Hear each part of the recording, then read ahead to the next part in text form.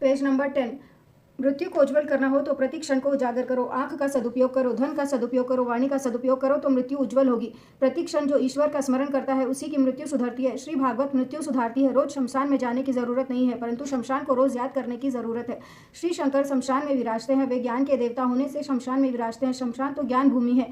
शमशान में समभाव जागते रहता है, ज्ञान प्रकट होता है, इसलिए शमशान ज्ञान भूमि है। जहाँ समभाव जागे उसी का नाम शमशान है। समभाव का अर्थ है असंभाव का अभाव। समभाव ही ईश्वर भाव है। मनुष्य सब में संभाव रखकर व्यवहार करे तो उसका मरण सुधरता है। समभाव ईश्वर में जागे तो जीव दीन बने। परमात्मा को प्रसन्न करने का साधन भी धन्य ही है। मनुष्य को अमर होना है। श्री भागवत की कथा अमर है। अमर कथा का जो आश्रय लेता है वह अमर हो जाता है। राजा परीक्षित जी और सुखदेव जी अमर है। श्री भागवत की कथा आपको अमर बनाती है और भक्ति रस का दान करती है। भक्ति से ही मीराबाई द्वारकाधीश में और गौरंग प्रभु जगदीश में समा गए और अमर हो गए। श्री भागवत की कथा सुनो तो अनायास ही समाधि लग जाती है। योग और तप के बिना ही श्री भगवान से मिलने का कोई साधन है तो वह है भागवत शास्त्र। भागवत के भगवान इतने सरल है कि वे सबके साथ बोलने को तैयार है, जबकि वे तो किसी अधिकारी के साथ ही बोलते हैं। भागवत शास्त्र मनुष्य को निसंदेह बनाता है। इस कथा में सब आ जाता है। बुद्धि का परिपाक, ज्ञान का परिपाक, जीवन का परिपाक आदि हो जाने पर भगवान व्यास जी ने इस ग्रंथ की रचना की है। भगवान ने नाम का जाप करते हुए प्रेम से इस कथा का श्रवण करो, निसंदेह तुम निसंदेह हो जाओगे। भागवत नारायण स्वरूप है, परिपूर्ण है।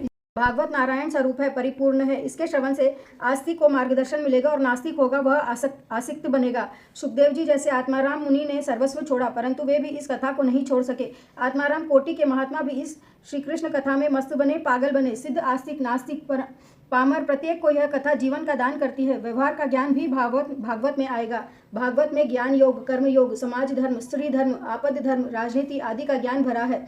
यह एक ऐसा शास्त्र है कि जिसके श्रवण और मनन करने पर कुछ जानने जैसा बाकी रहता ही नहीं है। साधक को साधन मार्ग में कैसे कैसे संशय आते हैं, इन सब का विचार करके व्यास भगवान जी ने यह कथा रची है। व्यास जी ऐसा मानते हैं कि जो कुछ मेरे इस भागवत में नहीं है वह जगत के अन्य किसी ग्रंथ में भी नहीं है। जो भागवत में है केवल वही अन्य ग्रंथ व्यास जी ऐसा मानते हैं कि जो कुछ मेरे इस भागवत में नहीं है वह जगत के अन्य किसी ग्रंथ में भी नहीं है। जो भागवत में है केवल वही अन्य ग्रंथों में है।